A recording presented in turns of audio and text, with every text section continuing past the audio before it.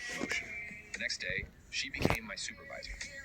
Not only did she take the $3 million bonus from my project, she also tried to force me out of the company. But I could only laugh, because it meant she would bear all the responsibility for the project. It was the company's year-end celebration. Everyone was celebrating the success of the Sky Peak project. I walked on stage to speak. Our director, Susan, suddenly grabbed the microphone from my hand. With a smile, she removed my name from the slide titled Project Leader and replaced it with her own. Let's clear this up. Ethan was just my errand guy. The core system architecture, I built that myself, night after night. You're still young, Ethan. Opportunities, tons ahead. As for this promotion and the $1 million bonus, all mine. She looked at me with open provocation. Some people whispered that Susan was shameless. Others laughed at how weak I looked. I didn't argue. I didn't make a scene. I simply stepped back and handed her a document. Right, Susan. The reward for good work is more work. The final sign-up should be yours. Susan grinned and took the project liability form. She signed her name with...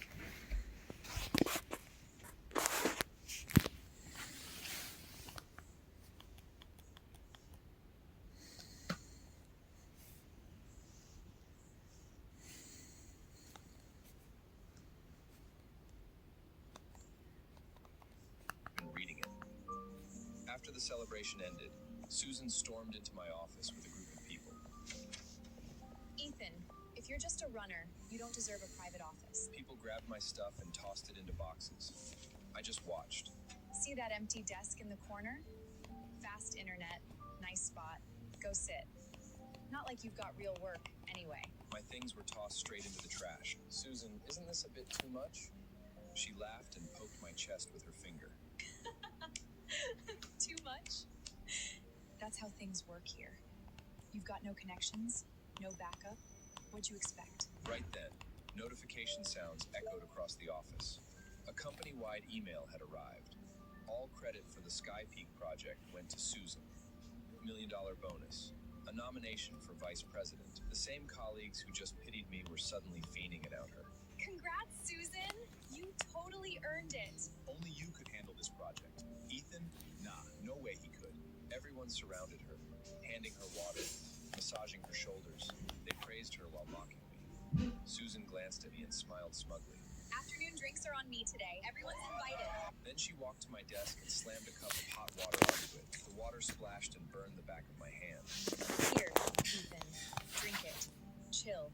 Don't be jealous. The office burst into laughter, but I said nothing. I just wiped the water off my hand. I pulled out my phone and sent $200 via Venmo to the team chat. Message read, "Congrats, Susan. Future VP vibes. Legendary move." Everyone scrambled to claim it, tapping the link like crazy. Wow, generous. Thanks, Ethan. Susan looked at her phone and smirked. At least you finally understand how things work. Keep quiet, do your job. You'll have your slice. I nodded quickly with a flattering smile. Thanks, Susan. Here's the final handover list. All the tech details are in. Just sign here. I handed her the thick document. Overwhelmed by the joy of promotion, she signed her name without thinking twice. Don't drag me into petty stuff. I've got big decisions to make now. I stared at her signature. A ghost of a smile touched my lips.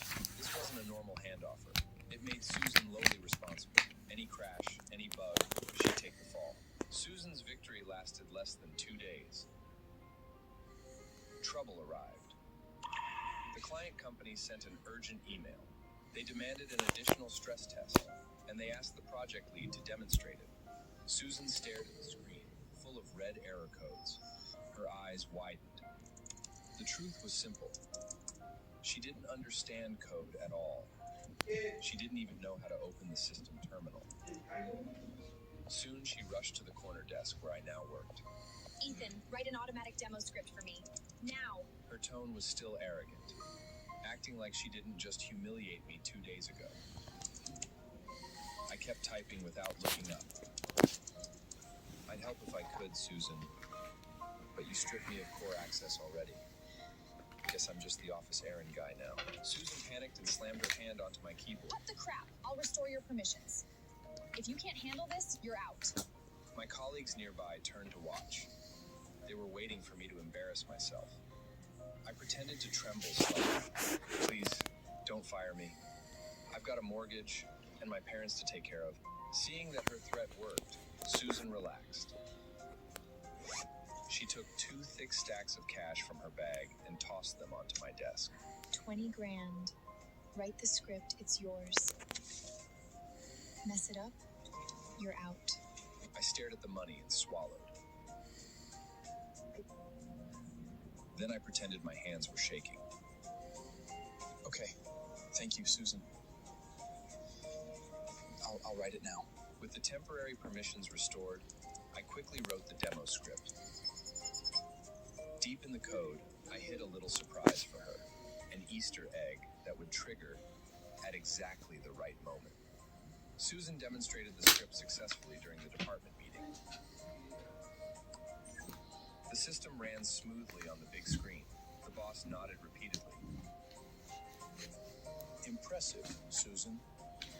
You're truly a genius. Susan beamed with pride as everyone praised her.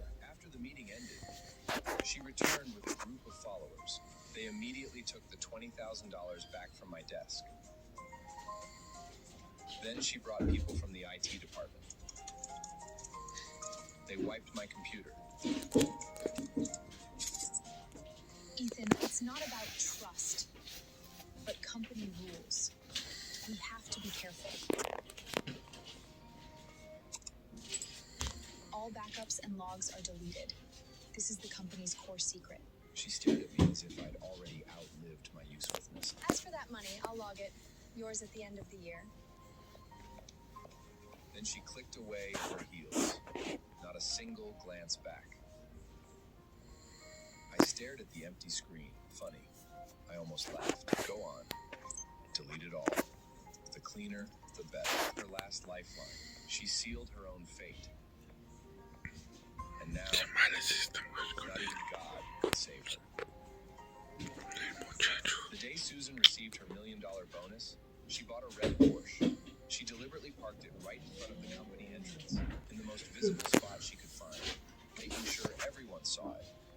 Then she spent half an hour posing beside the car. Later, she posted the photos online. One showed the Porsche steering wheel. Another showed her Hermes bag. She even included a photo of the project's final approval page. Her caption read, "Heavy is the crown, but someone has to wear it. Every late night was worth it." The comments filled up fast. Cower workers lined up to praise her like loyal lapdogs.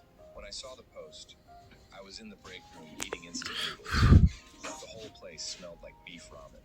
A coworker nearby was touching up her makeup while talking loudly. Some people are just born to be employees. Look at Susan. She's a real queen.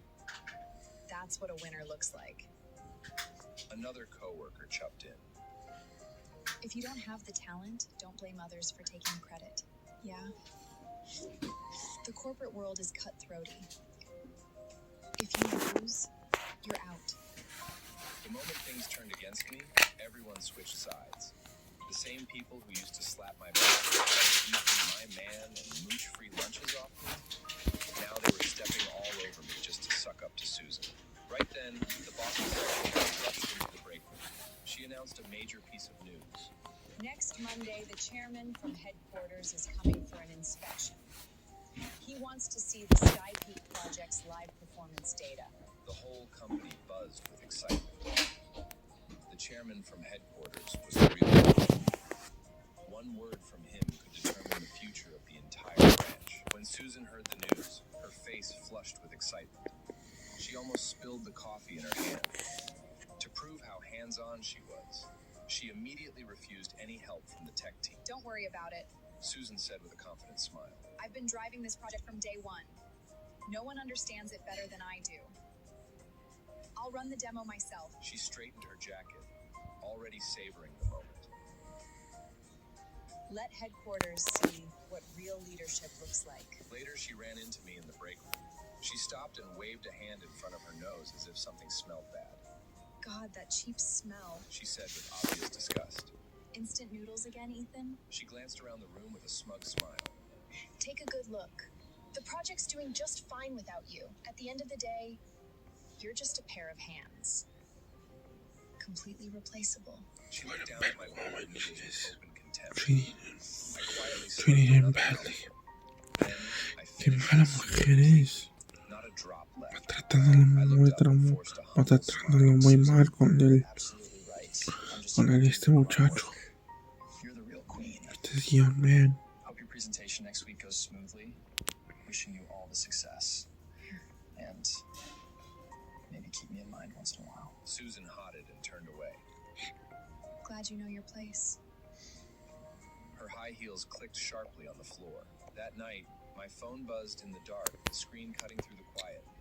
It was a voice message from Susan. Her tone was sharp and commanding. Have a speech ready for me by tomorrow morning.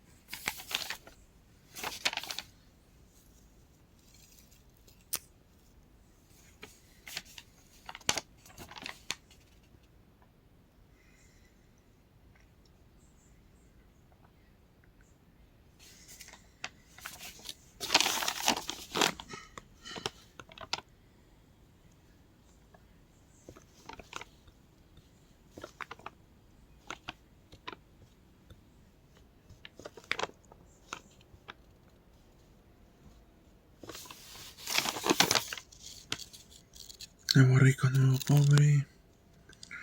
2007. Próximo están dando novelas. Día 38. Osito Corazón. Y Nuevo Rico, Nuevo Pobre. Día 39. La Vecina y Nuevo Rico, Nuevo Pobre.